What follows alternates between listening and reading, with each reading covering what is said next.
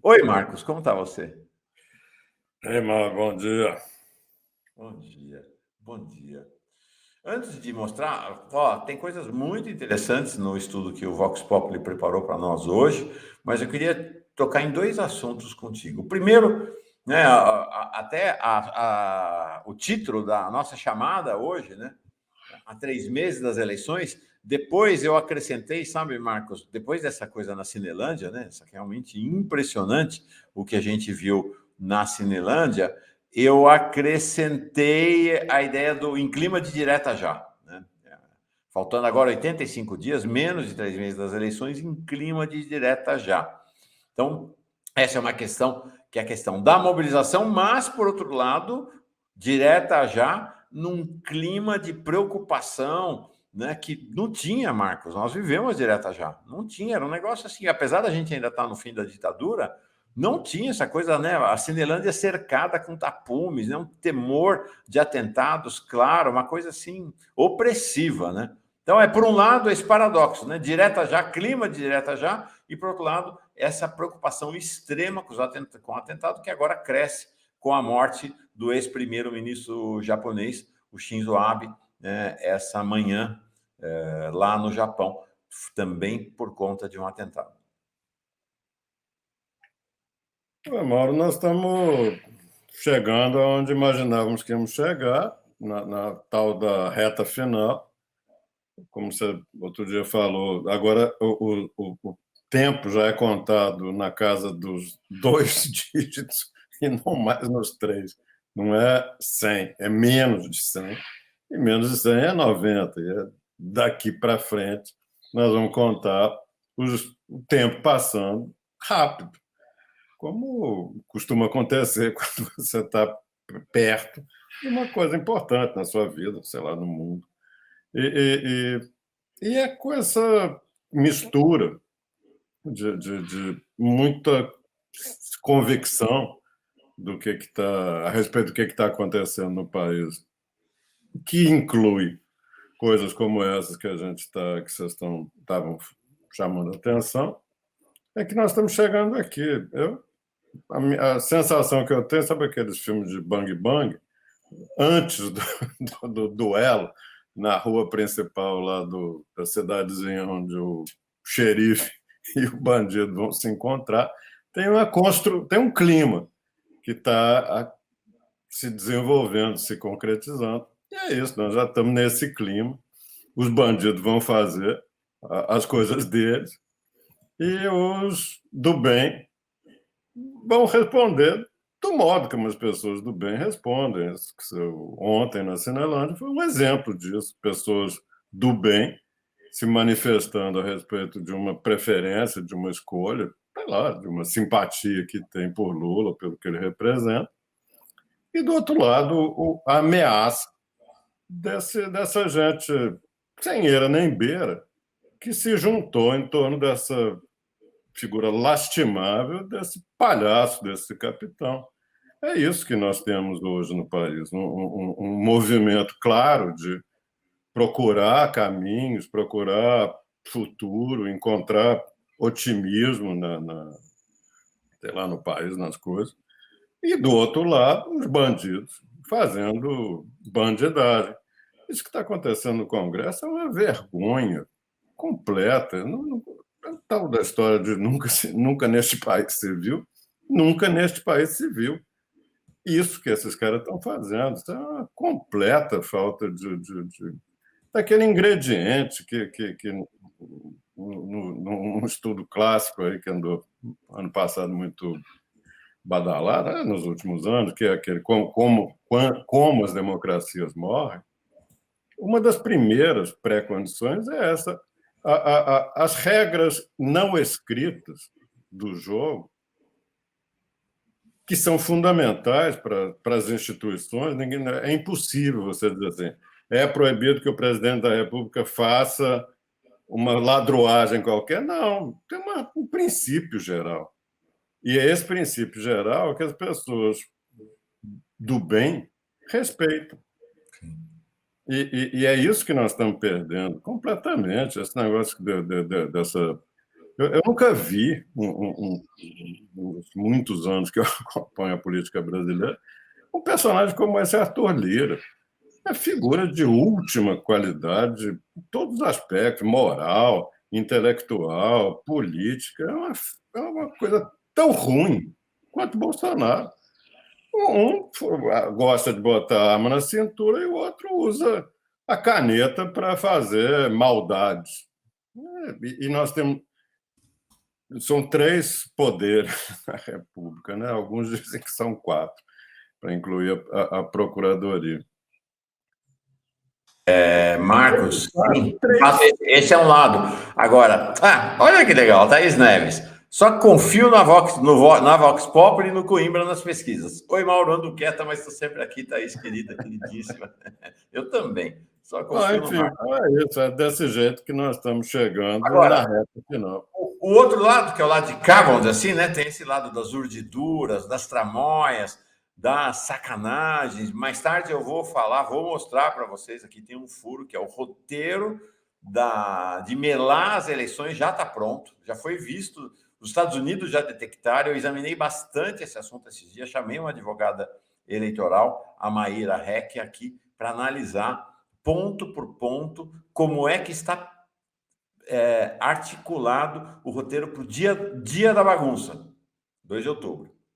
Eles estão preparando o dia 2 de outubro para ser o dia da bagunça. Explicarei daqui a pouquinho como, com a Maíra Hecker. Mas os estadunidenses, tanto o governo quanto os congressistas lá, já sacaram. Daqui a pouquinho vamos falar com o James Green sobre isso. Então, tem esse lado. Agora, o que você falou, tem o lado das pessoas de bem. Tem uma questão, Marcos, que é a onda, né?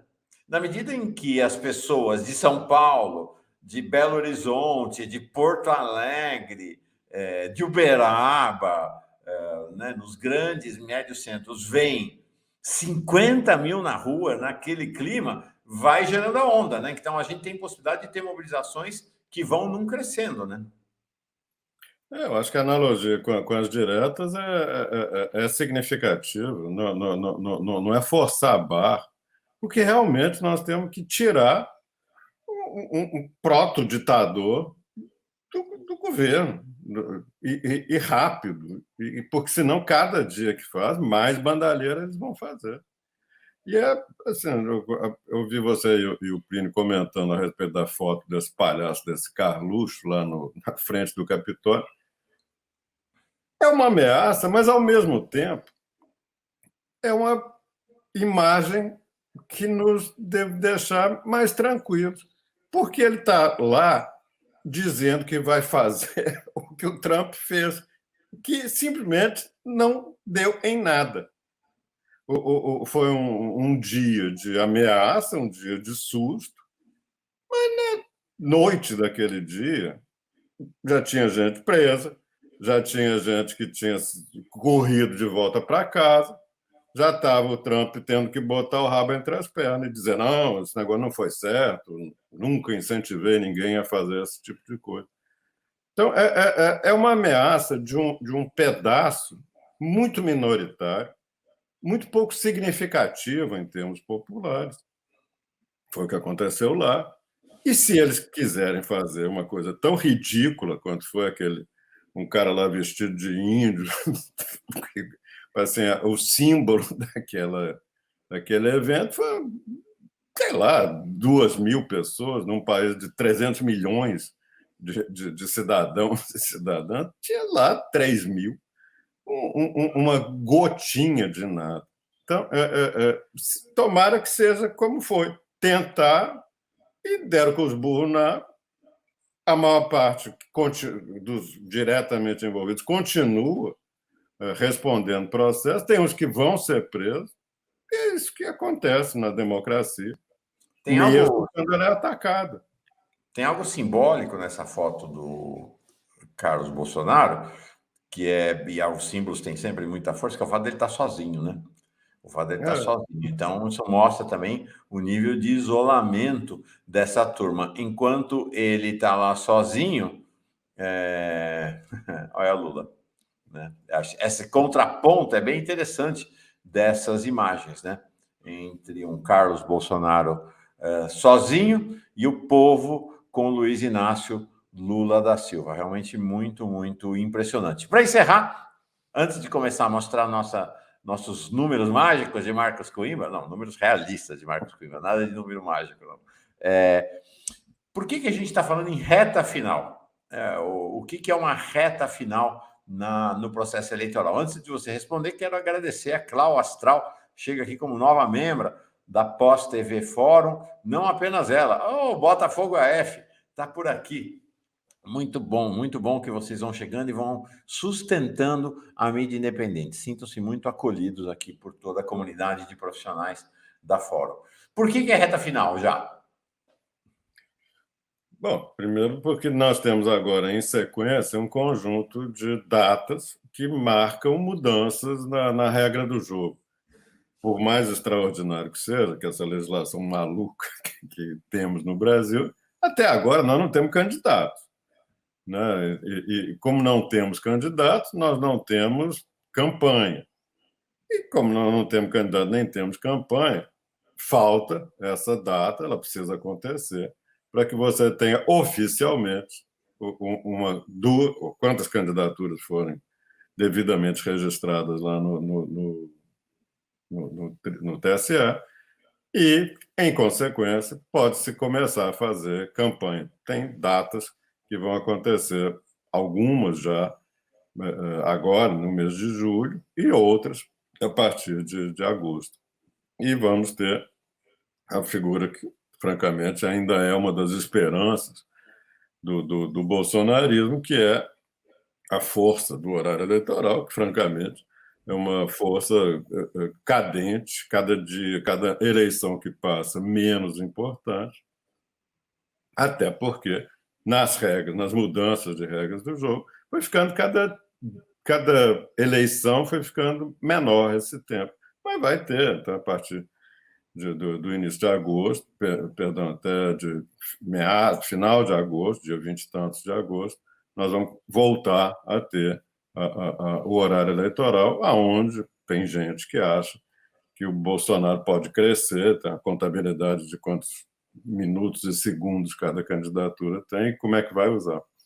Tem outra figura, outra entidade que está perdendo claramente a importância, que são os debates promovidos isoladamente por emissoras de televisão, abertas ou fechadas, e também existe uma expectativa de alguns, como Ciro Gomes, por exemplo, que acha que pode se beneficiar dessas oportunidades. Então, tem uma mudança relevante, e por isso, reta final. Nós vamos, a partir de julho, nós vamos começar a ter outro momento no processo eleitoral. Vamos sair da pré-campanha e vamos passar para a campanha. Vamos sair dos pré-candidatos e chegar nos candidatos.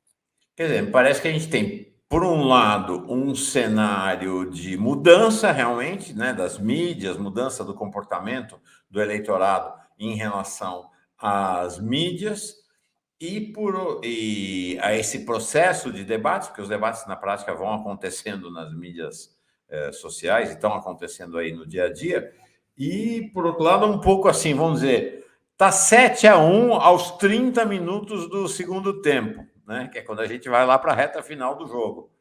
A não ser que Lula cometa um erro absurdo, a não ser que a Alemanha, os jogadores da Alemanha caiam todos em campo, né? Como é que vai reverter, né? Com um horário eleitoral e um processo de debates que dificilmente terá impacto sobre Lula. Quem vai ganhar de Lula no debate? A não ser que ele tenha que ele passe mal, entendeu? Não tem. Lula, se jogar na defensiva, tá 7-1. Ele é só administrar o resultado. E no horário eleitoral, a mesma coisa. A diferença não é tão grande.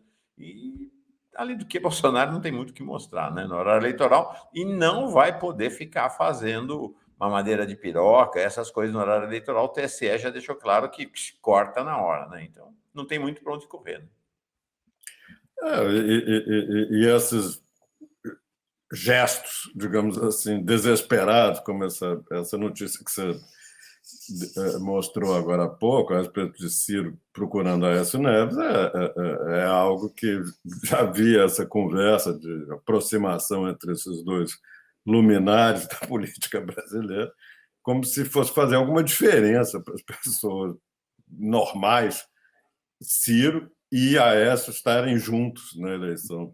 Parece a mesma coisa que estamos vendo lá em Alagoas, aquela declaração patética do ex-presidente Fernando Collor, gritando Bolsonaro, Bolsonaro, Bolsonaro, 10 vezes, sei lá quantas vezes ele repetiu, que é simplesmente o tal do abraço do afogado. Você tem um cidadão que não tem lugar na política alagoana hoje, se agarrando a um cidadão que não tem lugar na política brasileira. Continuo convencido, Mauro, que dia 1º de janeiro de 2023, o bolsonarismo acaba.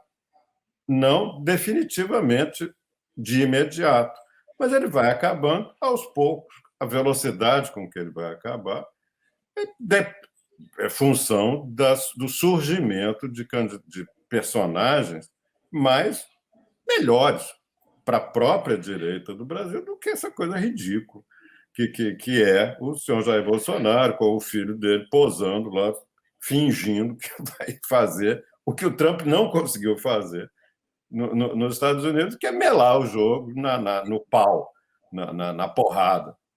Então, é isso que nós estamos vendo, um bolsonarismo que vai acabar, partidariamente não existe, não existe uma estrutura política para sustentar esse personagem depois que sair do governo. E os amigos que ele tem hoje na Faria Lima e no Congresso Nacional vão dar uma banana para ele, vão dizer: o Bolsonaro vai cuidar da sua vida. Nós agora temos... O mundo mudou, você não é mais nada. E ele não será mais nada. Eu duvido que essa milicada de última qualidade que está com ele vai também procurar outro lugar para pendurar suas compras de picanha e uísque 25 anos, que é isso que eles bebem e comem. Então, eles vão também se movimentar. O Bolsonaro termina a eleição e vai progressivamente mixando. E é isso que nós estamos vendo agora, os restos desse Brasil morrendo, gente querendo se segurar uns nos outros, e, sinceramente, essa imagem lá da Cinelândia diz tudo. Uhum.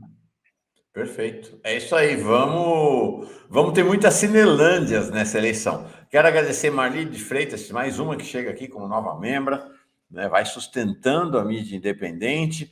Registrar também a pergunta da Solange. Solange, mas essa pergunta vai lá, vou encaminhar para a advogada Maíra Réquia daqui a pouquinho. Né? Minha preocupação é que façam vandalismo com as urnas no dia de eleição. O que acham se isso acontecer? Não é tema para nós agora, será daqui a pouco com a advogada Maíra Réquia. Vamos, então, olhar para o trabalho da Vox Populi esta semana na consolidação das pesquisas. Vamos começar por São Paulo, né, Marcos? Está aqui, voto estimulado presencial, primeiro turno em São Paulo. Estamos falando aqui da eleição nacional, né? Então, você está mostrando Lula, Bolsonaro, Ciro, né, nas pesquisas. Do lado esquerdo, votos estimulados totais. Do lado direito, votos válidos. Você quer que eu descreva os números ou você vai comentando, Marcos? Não, comento. Acho que nós estamos vendo que existe em pesquisas presenciais divulgadas recentemente, ou não divulgadas, como essa nossa, que não devia estar aqui, e eu mandei para você um arquivo que não deveria ter mandado. Mas é porque realmente tem uma pesquisa que nós fizemos que não foi registrada, mas, de qualquer maneira, peço desculpas Tiro da tela, então, Marcos? Melhor, né? Vamos tirar. Ok, fechou. Tá. Vamos.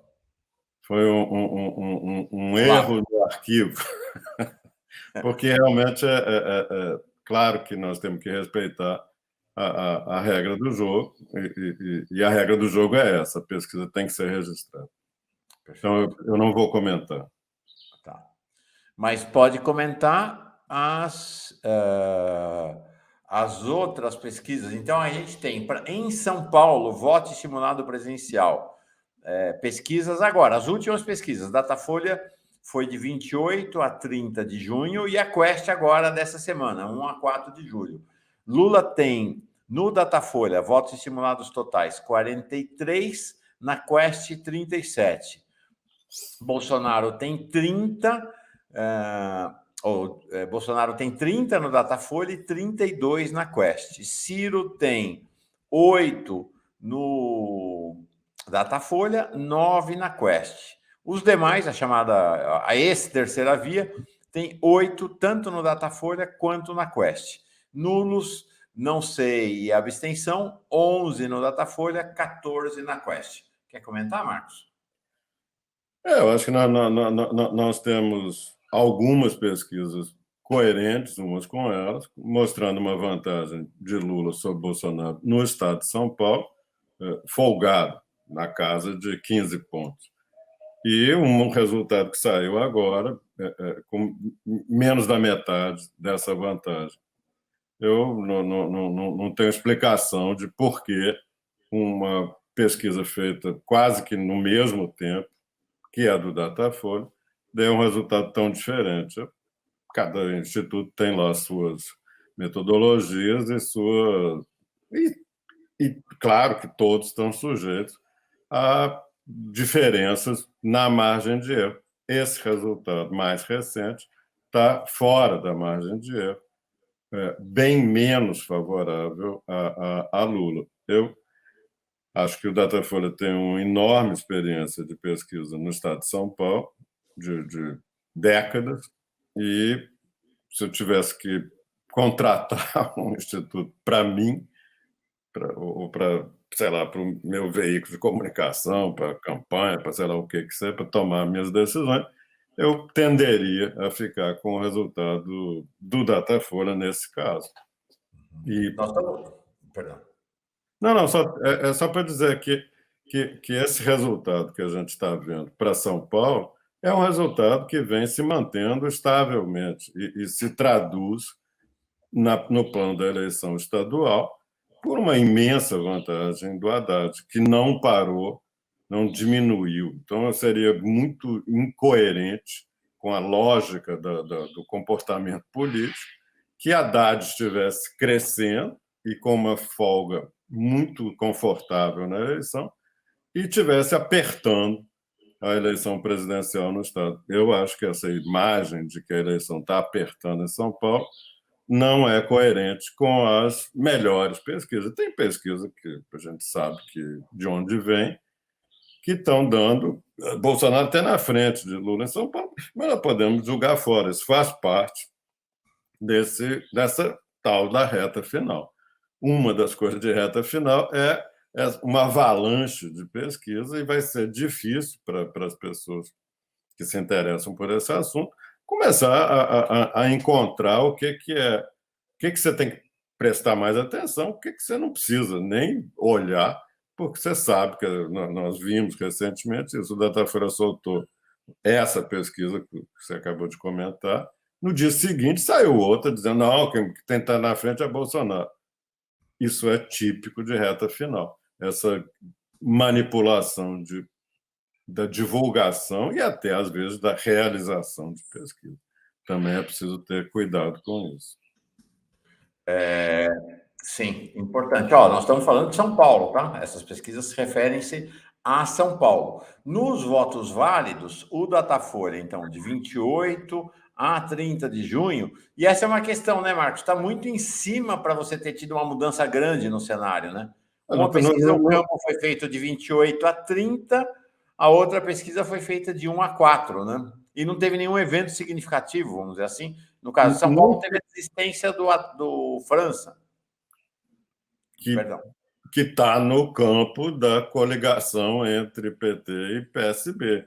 Então, a saída do Márcio França apenas da disputa para o governo do Estado apenas cria a possibilidade muito concreta da aliança PT-PSB em São Paulo vencer com larga margem a eleição presidencial, a eleição de governador e a eleição para o Senado. Então, como se dizia antigamente, é barba, cabelo e bigode entre PT e PSB na eleição de São Paulo. E concordo contigo, não tem nenhuma razão para se supor que de um dia para o outro a diferença entre os dois candidatos caiu pela metade, sem que literalmente nada tenha acontecido. Eu confio, digamos assim, mais nessa tendência que as pesquisas vinham mostrando do que numa isolada que diz uma coisa diferente. Mas também não quer dizer muita coisa, porque se você olhar no fundo, o que relevante é todas as pesquisas mostram, no plano nacional, uma grande vantagem de Lula e todas as pesquisas presenciais mais recentes mostram a chance de vitória já no primeiro turno. Então, pronto. Tanto faz se é 7, se é 8, se é 9, se é 10. Grandes coisas. Perfeito. Marcos, nessa rodada, então, nos votos válidos, o cenário, então, mais ou menos parecido. No Datafolha, Haddad tem 49% dos votos válidos, ali na margem para ganhar no primeiro turno. Tarcísio, estou falando bobagem, estou falando de eleição nacional em São Paulo, desculpa, gente. Nos votos válidos na eleição nacional em São Paulo, Lula tem 48 no Datafolha e Bolsonaro 34. Nos votos válidos na Quest, Lula tem 43, Bolsonaro 37. Então é o que você falou, a diferença 48 para 34 é 14 pontos, a diferença 43 para 37, eu estou ruim de conta, mas acho que é 6 pontos, né? Vai menos da metade, né? Menos da metade. Menos da metade. Aí vamos ver, que nós vamos ter muitas pesquisas daqui para frente, registrar, e vamos poder falar sobre o que vai acontecer agora na reta final. Eu, sinceramente, não estou vendo nenhuma perspectiva de mudança relevante em São Paulo. Relevante é Bolsonaro está com uma imagem cada dia pior no Estado e Lula está com uma imagem que permanece. Claro que tem gente que não gosta dele no Estado, todo mundo sabe. Seria extraordinário que houvesse uma unanimidade em torno de um personagem que tem posição, tem história, tem toda uma trajetória de vida, que todo mundo concorde com isso. Sinceramente, nem o nosso querido Papa Francisco consegue ter tanta gente em torno dele. Claro que tem gente que não gosta do Papa Francisco. É isso aí. Vamos olhar agora. Tem uma pergunta antes de olhar agora para o cenário em São Paulo para a eleição estadual. Vamos olhar, vamos colocar essa pergunta, que isso aqui tem sido um tema que tem aparecido, sabe, Marcos, aqui e ali, que o Cruvinel traz. Ele manda bom dia para nós e diz: por que as pesquisas não tentam medir a intenção de abstenção, perguntando, você pretende votar, inclusive por preferência, né? Lá quem é pró-Lula, Bolsonaro, tal. Essa tem sido uma questão, a indagação que as pessoas têm feito, que é a questão da abstenção. Você tem jeito de medir previamente? A resposta é que é muito difícil. Nós já fizemos isso na Vox, em mais de uma eleição, fizemos nesta, e chega um ponto em que você não consegue responder a essa pergunta através de pesquisa, porque a pessoa, em última instância, tem que concordar em dar a entrevista. E quem tem uma atitude muito hostil ou de enorme distância em relação ao processo político eleitoral, que são, em grande parte, os que engrossam a proporção de abstenção, de não comparecimento, elas também não dão entrevista. Não adianta você bater na porta na casa dela, você telefonar, você pedir ela que responda um questionário na internet, não tem jeito de você obter a resposta, ou num ponto de fluxo, não tem jeito de você conseguir saber o que as pessoas que não dão entrevista pretendem fazer. E muitos dos que se abstêm não dão entrevista. Isso, Perfeito. o fato é que é possível estimar via pesquisa a abstenção, mas é uma subestimação. E posso até te dizer, no final do ano passado, nós fizemos um levantamento, esse eu posso falar porque foi antes do registro, nós fizemos um levantamento razoavelmente aprofundado dessa questão da abstenção, porque é óbvio que é uma preocupação, porque, de uma forma geral, se pensa que quem mais tende a se abster são as pessoas mais humildes, mais pobres, de menos escolaridade, que não é verdade. A abstenção voluntária, essa que é possível captar em pesquisa, elas tendem a representar quase que exatamente a proporção das diferentes categorias que existem no eleitorado. Então, tem gente que não comparece, que é pobre, tem gente que não comparece, que é de classe média, e tem gente que não comparece, que é rico.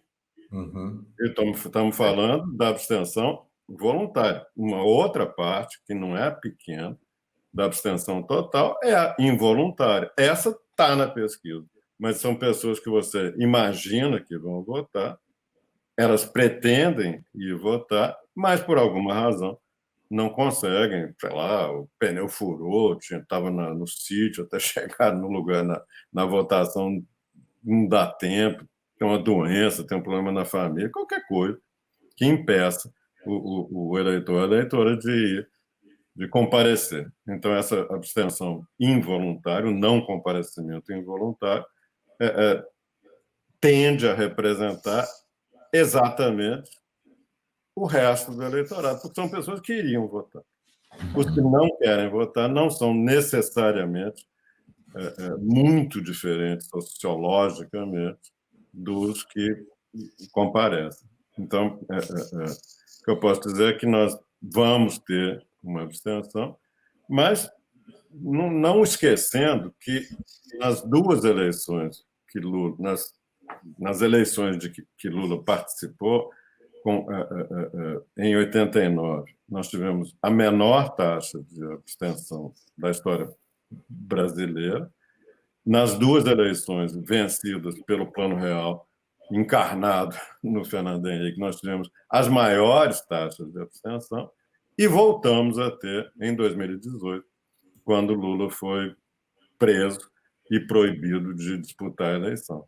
Então, agora, com Lula no jogo, e essa imagem da Cinelândia vem à cabeça, a chance de que nós voltemos a ter uma abstenção no padrão 89 é grande.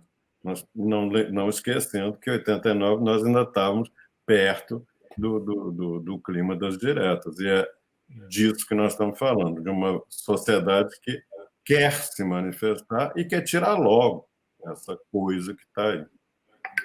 Perfeito.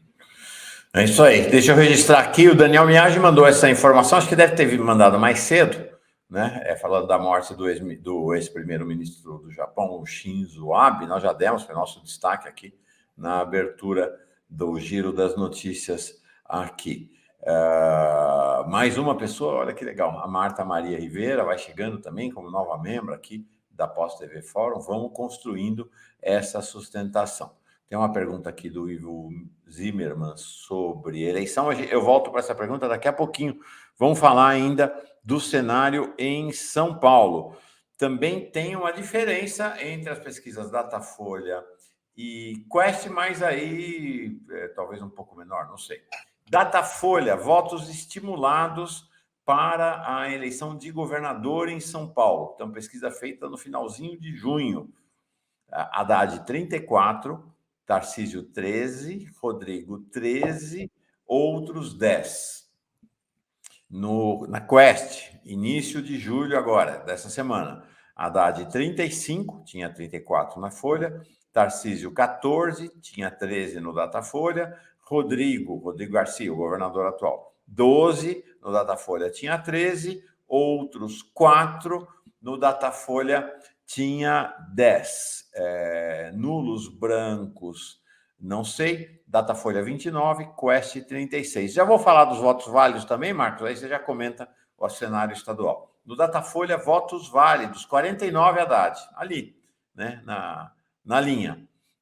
Tarcísio, 19, Rodrigo, 19, outros 14.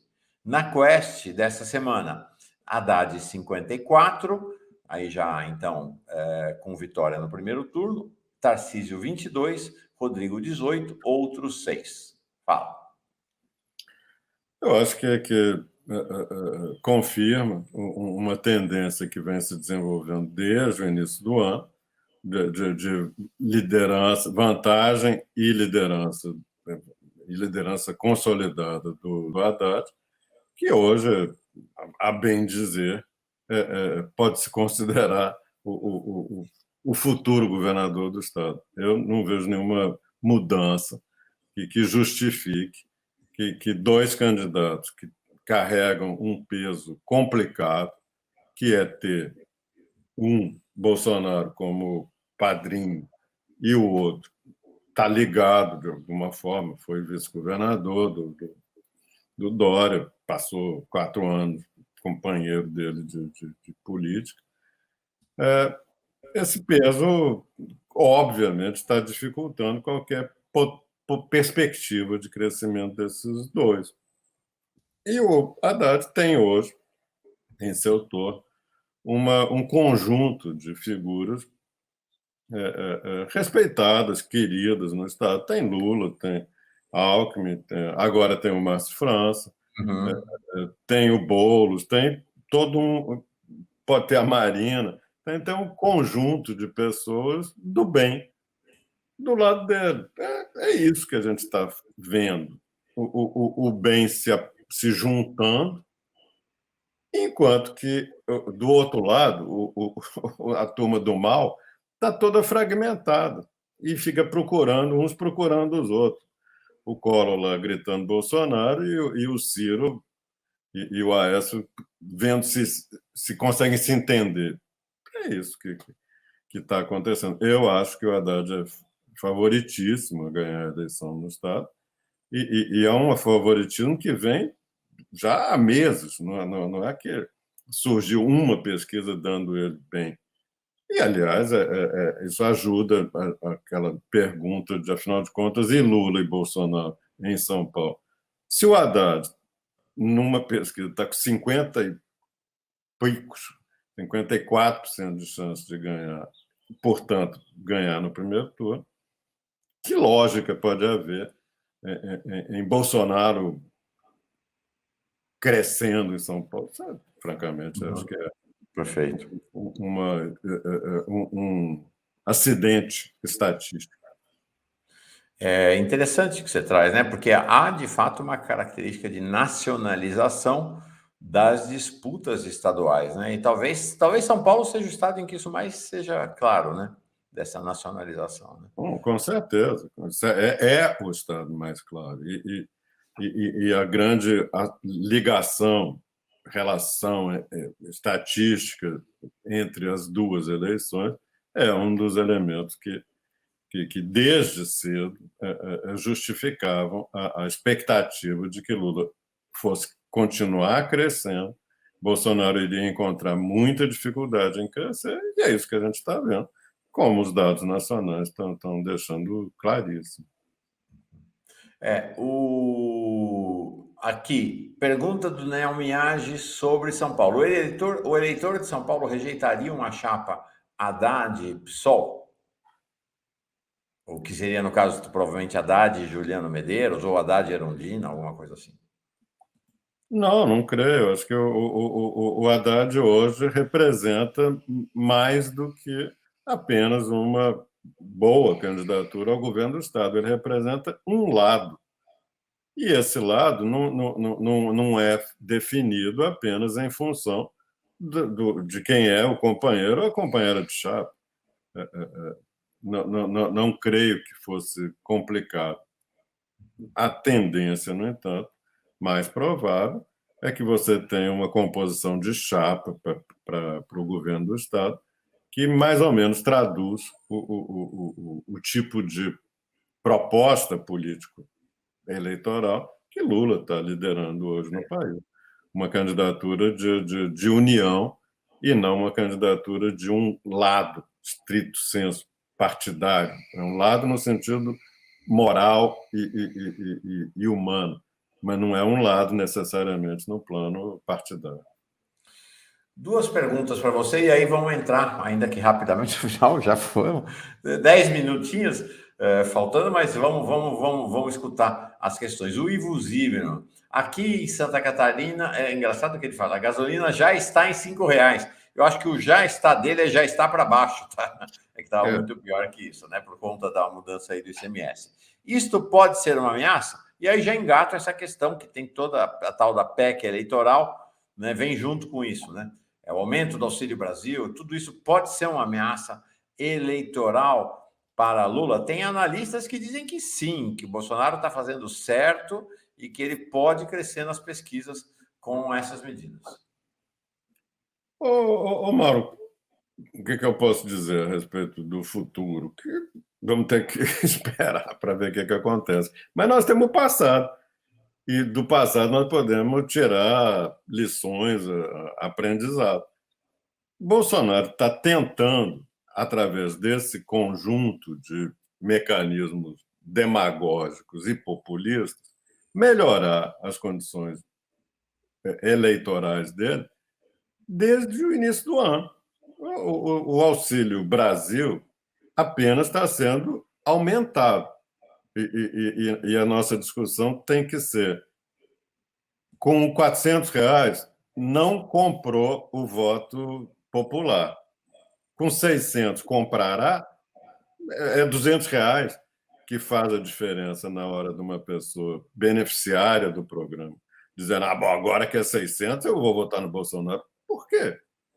Ele, com 400, que é o dobro do que seria o Bolsa Família, não funcionou. O que nós vimos nas pesquisas de antes e depois da aprovação dessa mudança é que não teve nenhum efeito na intenção de voto no seu Bolsonaro. E entre beneficiários do Auxílio Brasil, a tendência é de que a intenção de voto em Lula seja maior do que na média da população. Então, beneficiário de Auxílio Brasil vota mais em Lula do que o não beneficiário. Isso com 400. Agora, alguém acha que a diferença é R$200? Sei, porque muito provavelmente nós vamos ver no final deste mês, já se eles conseguirem aprovar o tal do pacote da pilantragem, se eles conseguirem aprovar esse pacote da demagogia, talvez nós possamos ainda, em tempo, constatar que com 600 também não funcionou. Será que aí eles vão passar para 800? Será que eles vão aumentando o dinheiro até conseguir chegar num valor que a pessoa pobre diz assim: bom, agora eu não voto mais em Lula, agora eu vou votar no Bolsonaro porque ele está me dando R$10 mil de Auxílio Brasil. Em primeiro lugar, é subestimar a inteligência e a capacidade e a consciência do eleitor de baixa renda, que tem que ser respeitado, porque é igual ao eleitor de média ou alta renda. Não faz muita diferença, não. Sim. É que tem uma concepção dessa turma. Eu recomendo, quem tem Netflix, eu não sei se tem em outras plataformas, assista o filme de 2017, Get Me, Roger Stone. Roger Stone é um dos principais ideólogos da extrema-direita dos Estados Unidos. Ele é ao lado do Steve Bannon, e um grande operador lá dos processos nos Estados Unidos, por sinal, condenado em 2020 a 3 anos e 4 meses de prisão por obstrução de justiça, por mentir para o Congresso e outros crimes. Para essa turma, é importante que se diga, eles pensam o seguinte: todo mundo, todo ser humano está à venda. Então, é essa a lógica, eles operam com essa lógica. A lógica é que está todo mundo à venda, então dá para comprar, né? Dá para comprar as pessoas. Esse é um jeito de pensar, de olhar o mundo, é um jeito ideológico de olhar o mundo da extrema-direita. Ana Gondim.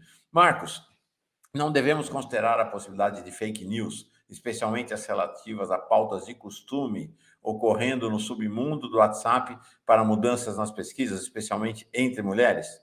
Tema aborto, por exemplo. Tem toda a razão de preocupação, Ana. Eu acho que nós temos um trauma recente, porque em 2018, esse tipo de, vamos dizer assim, falta de decência na vida política é uma das razões que explica a vitória do senhor Bolsonaro. Outra coisa é você imaginar que contra Lula a mesma coisa funciona.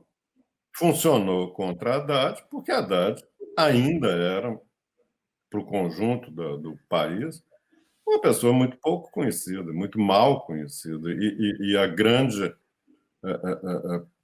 possibilidade de torná-lo conhecido, que era Lula o apresentar ao país, simplesmente foi vetada pelos milicos no famoso Twitter lá do general Leco, que contra a possibilidade de que Lula pudesse falar. Então, foi só assim que eles conseguiram que isso funcionasse contra o Haddad. Eu, francamente, não acredito na eficácia desse tipo de imoralidade contra Lula, porque Lula é Lula. Afinal de contas, não é por acaso que aquela massa de gente estava ontem lá na Cinelândia, no Rio. E é contra essa pessoa que você vai dizer assim, não, mas ele não gosta de família. Como assim? Por que você poderia dizer isso de Lula? Em que ele é uma pessoa contra a família? Que vai se tentar, vai, está cheio de pilantra evangélico ao lado do Bolsonaro, porque ganha dinheiro com ele. E ganha muito dinheiro com as coisas que o bolsonarismo deu para esse tipo de liderança religiosa de última qualidade. Então, o que a liderança de algumas igrejas vai continuar a fazer barbaridade, vai. E não é, eles não vão deixar para fazer isso lá na frente, eles estão fazendo.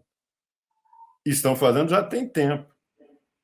Algumas lideranças de igrejas evangélicas estão há tempo tentando fazer isso.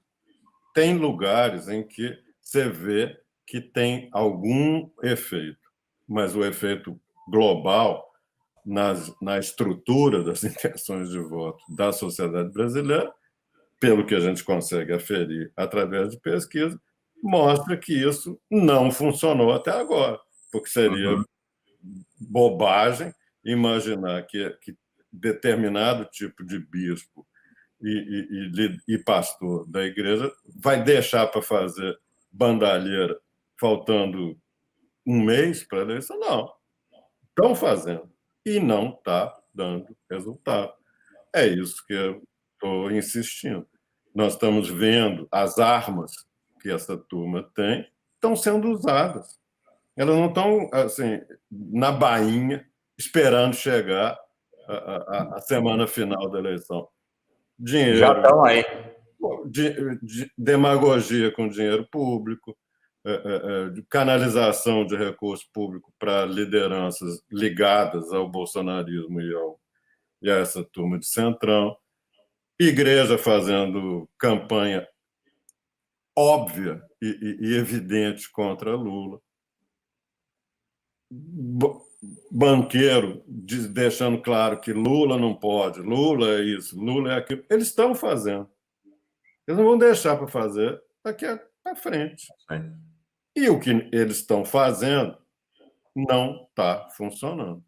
Lula não cai, Bolsonaro não sobe no conjunto de informações que nós temos. Tem um lugar ou outro em que alguma eficácia você vê, lugares onde, por exemplo, as igrejas evangélicas são esse tipo de liderança evangélica é muito ativo. Quer um exemplo? No Rio de Janeiro. Então, tem lugares, um ou outro no país, em que você tem uma desestabilização, mas elas são compensadas por melhoras em outros lugares. Então, e o que a gente tem hoje é isso que, que o conjunto de pesquisa está mostrando.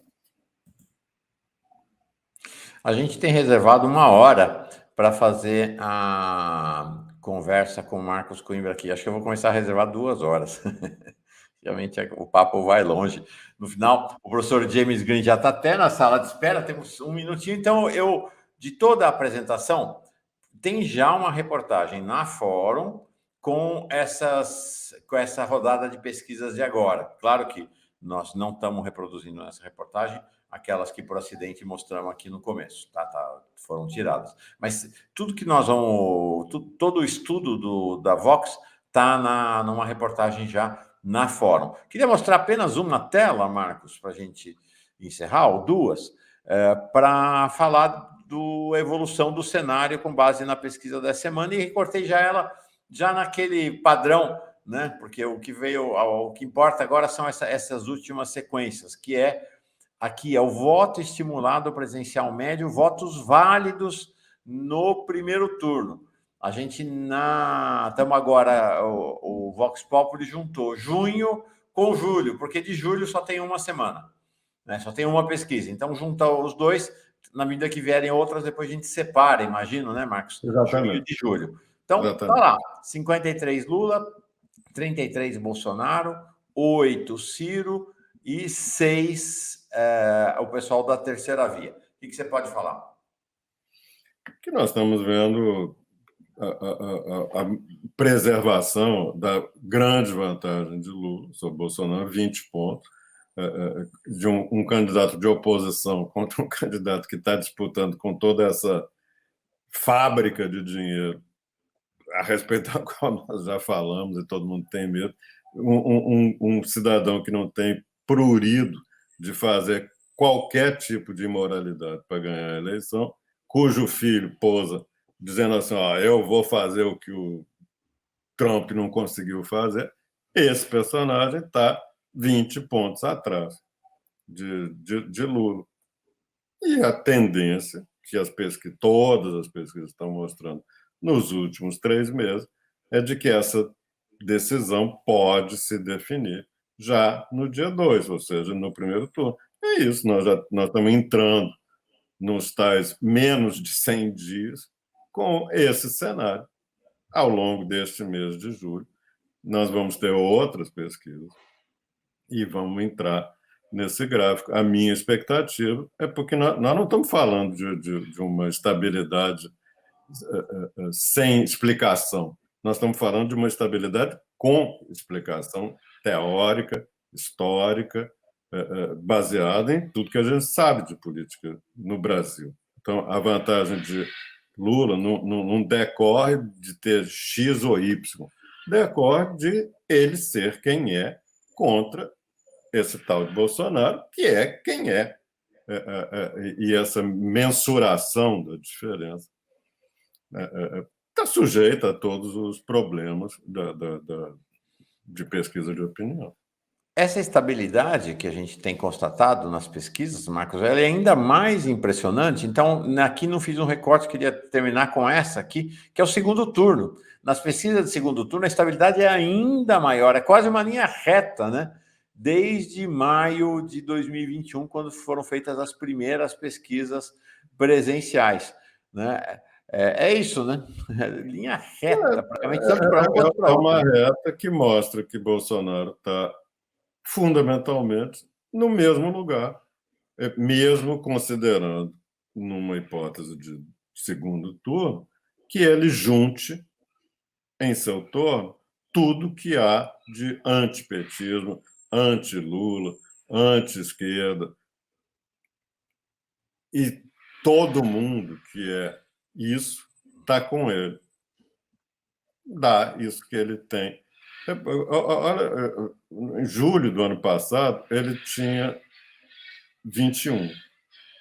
perdão, julho de 21, ele tinha 37. Nós estamos chegando em julho de 22, um ano depois, com 38. É a tal da pergunta que eu estava fazendo, sem olhar os números, agora há pouco. Tudo que eles tentaram fazer, fazem e pretendem fazer, claro que tem uma possibilidade aí de, quando você passa de 400 para 600 reais, aí mudou o mundo, que é uma hipótese completamente sem pé nem cabeça. Mas tudo que eles tentam fazer para diminuir, reduzir a vantagem de Lula sobre Bolsonaro não funciona. Bolsonaro está exatamente onde estava há um ano. Lula está exatamente onde estava, talvez. Só que ele está 20 pontos na frente. E isso é, nesse caso aqui, nós estamos falando de 24 pontos na frente. E é a tal da vantagem que provavelmente, se houver segundo turno, teremos a maior vantagem da história política brasileira. É pouco? Não, é muito, porque tem gente gastando os tubos, fazendo tudo que sabe para mudar esse quadro, só que não muda. Uhum. Perfeito, é isso aí. Reta final das eleições com cara de direta já. Sexta-feira que vem, Marcos Coimbra volta para outra conversa. Foi muito bom, muito bom. E aqui tem várias novidades, ó, gente, várias novidades nessa conversa de hoje. Eu anotei aqui duas, que é essa relevância praticamente